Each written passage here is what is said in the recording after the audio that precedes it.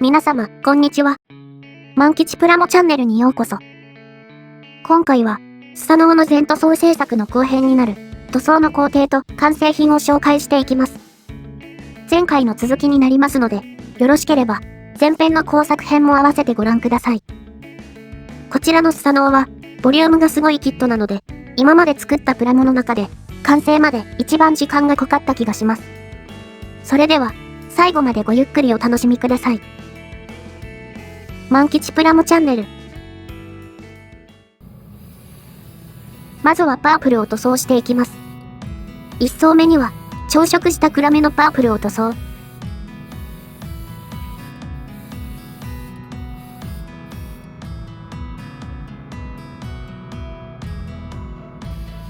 2層目には、パープルを使ってハイライトグラデーションを入れていきます。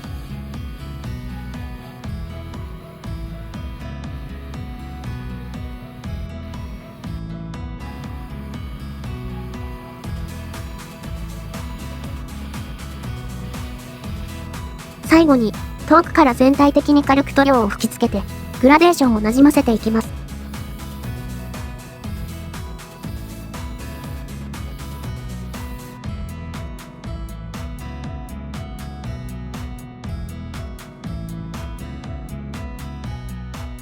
次に、薄いパープルのパーツを塗装していきます。1層目には、先ほどのハイライトグラデーションで使用したパープルを塗布。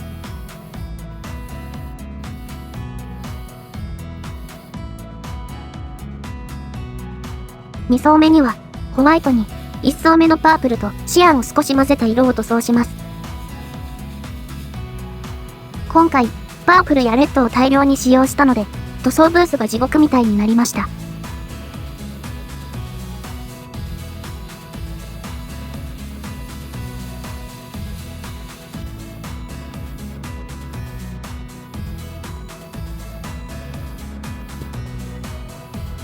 さっきのパープルよりはグラデーションがわかりやすいですね。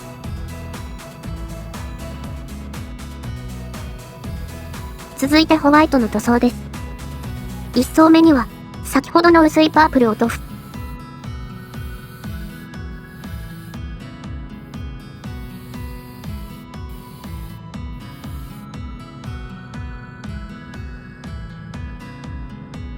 ほんの少しだけ下地の薄いパープルを出したホワイトでハイライトグラデーションを入れていきます。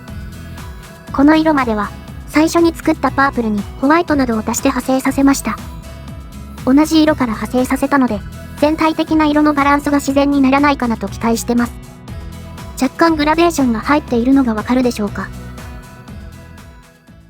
次にクリアパーツをキャンディー塗装していきます。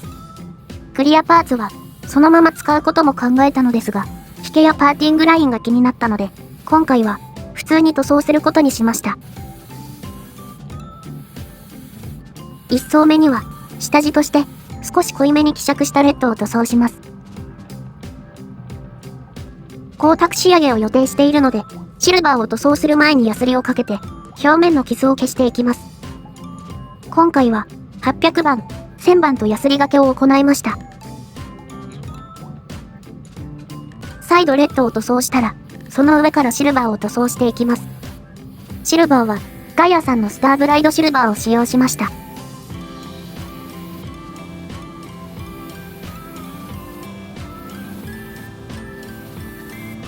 黒下地だと茶色っぽくなるかなと思って赤下地にしたのですが、シルバーを塗装したら下地が透けて、不思議な色になりました。3層目のクリアカラーには、少し前に発売されたクレオスさんの GX クリアルージュを使います。ルージュって名前を聞いて、同じシリーズのディープクリアレッドより濃い赤なのかなと思っていましたが、クリアルージュの方が明るいし貴重らしいですね。濃いめの赤にしたかったので、ディープクリアレッドにすればよかったかなと少し後悔。クリアカラーを何層か重ねた後は、薄めに希釈した透明クリアを塗布して、キャンディー塗装が完了です。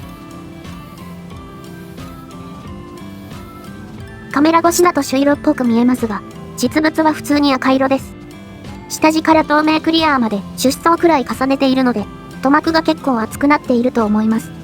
組み立てられるか心配ですね。顔パーツは塗装する前に担保印刷を落とします。綺麗に印刷された塗装を落としてしまうので、クリアパーツを塗装するよりも、個人的に心苦しい作業です。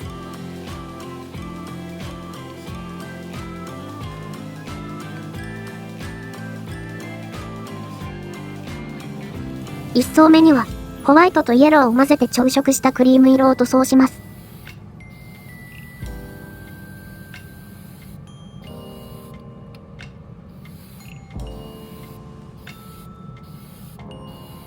黄色い顔面ってなかなかに不気味。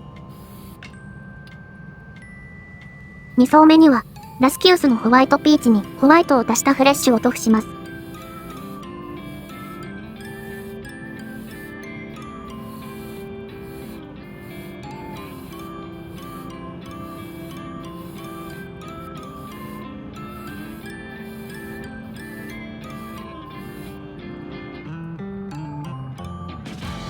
最後に、ラスキウスのクリアーペールレッドを使って、シャドウを入れながら、色調を調整していきます。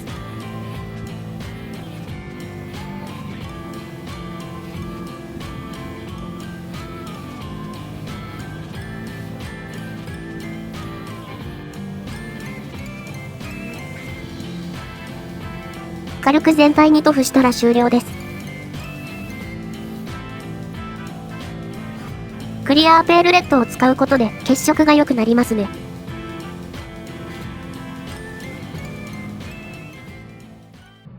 次は髪の毛の塗装です。最初にメインカラーをベタ塗りしていきます。メインカラーには、ラスキウスアールの白雪色を採用。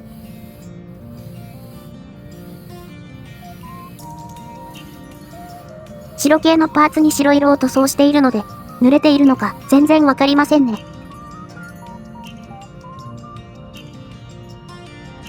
その次は、メインカラーにブラックを少しだけ足した色を毛先に軽く塗装します。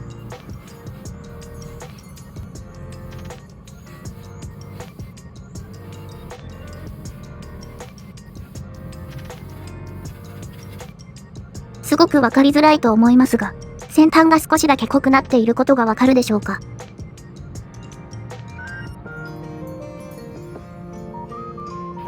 さらにブラックを少しだけ足した色でシャドウを入れていきます。ホワイト系の髪の毛って今回初めて塗装したのですが、グラデーションのバランスがなかなか難しいですね。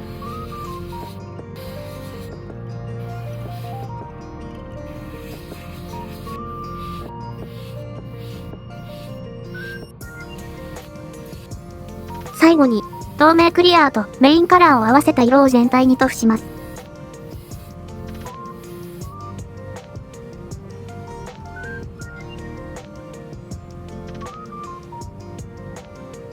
今回はホワイト系の3色を使ってグラデーションをかけてみました。かなり立体的な髪型なので、シャドウを入れるのが楽しかったですね。最後にメタリックカラーの塗装をしていきます。ゴールドの下地にはブラウン。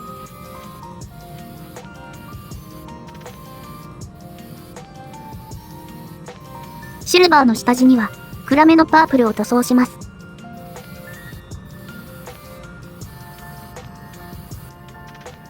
今回のゴールドはクレオスさんのスーパーリッチゴールドを採用しました。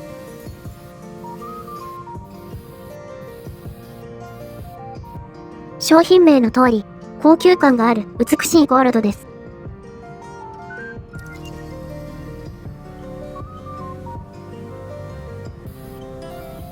紫がかったシルバーにしたかったので、GX ホワイトシルバーに純色バイオレットを混ぜてみました。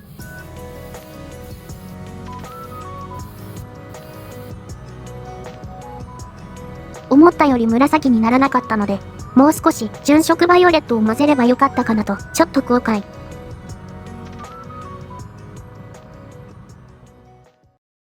口を筆塗りしている時にカメラが回っていませんでした。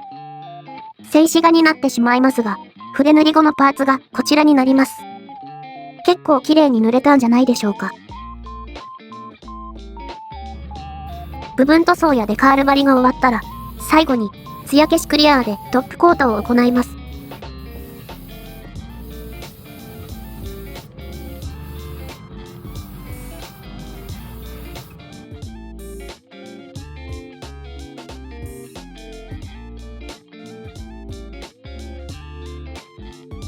これで、すべての塗装工程が終了です。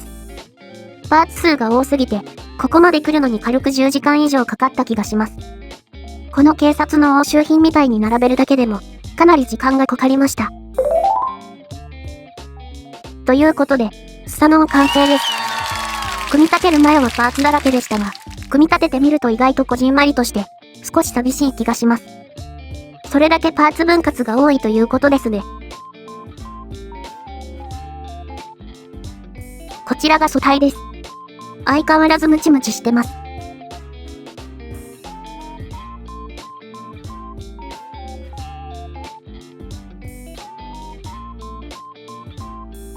肌パーツのグラデーションが結構いい感じに仕上がったと思います。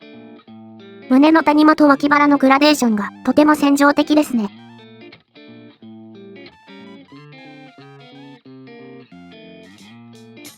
髪の毛も気合を入れてグラデーション塗装をしてみたのですが、カメラにはなかなか映らないですね。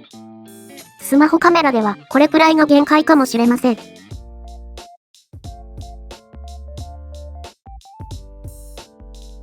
個人的に、この中二心をくすぐる仮面がお気に入りです。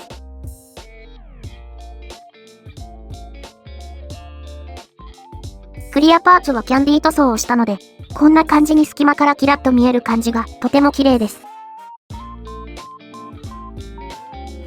この背負い物はパーツ数が多いので、かなり重いです。いろいろなギミックがあるこの背負い物ですが、塗装剥げが怖いので、飾るときは基本的にこの状態で固定ですね。組み立ててから気づいたのですが、指先のところは、どうやら塗り分けが必要みたいです。説明書の完成品を見たら、この車輪ガンみたいなデカールの下は、濃い紫かブラックになっていました。こちらの体験、雨の村雲の剣も、ギミックが盛りだくさんですが、塗装が剥げるので体験モード固定です。キャンディー塗装って何層も塗り重ねるので、どうしても塗膜が厚くなりがちで、組み立てられるか心配でしたが、なんとか組み立てることができました。途中、ギチギチと不穏な音がしましたが、とりあえずは大丈夫でしょう。ちらっと見えるゴールドがいい味出してますね。それでは最後に、完成品をゆっくりとご覧ください。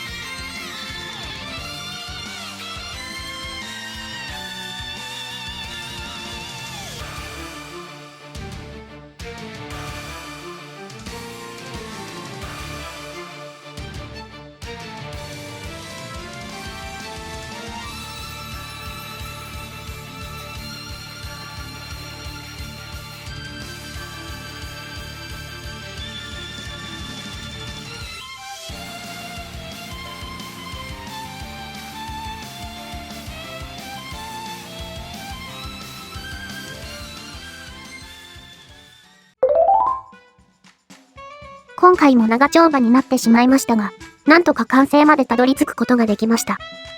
いつも10分から12分くらいの動画時間を目指しているのですが、最近は少しずつ長くなってしまっていますね。スサノオの全塗装で、とにかくお腹いっぱいなので、大型キットは1年くらい作りたくないですね。秋にガネーシャしたら天気が発売されるって。それは秋の万吉さんに任せましょう。私事で恐縮ですが、プライベートの事情で、しばらく更新頻度が下がるかもしれません。できれば週1の投稿と時々のライブ配信はキープしたいのですが、忙しさによっては更新に開きが出てしまうかもです。YouTube 自体は続けていきますので、これからも応援いただけると嬉しいです。それでは最後までご視聴いただきありがとうございました。気になることやリクエストなどありましたら、お気軽にコメント欄にお書きください。またよろしければ、チャンネル登録や高評価いただけると嬉しいです。Twitter もやってますので、お気軽にフォローしてください。また次回お会いしましょう。バイバーイ。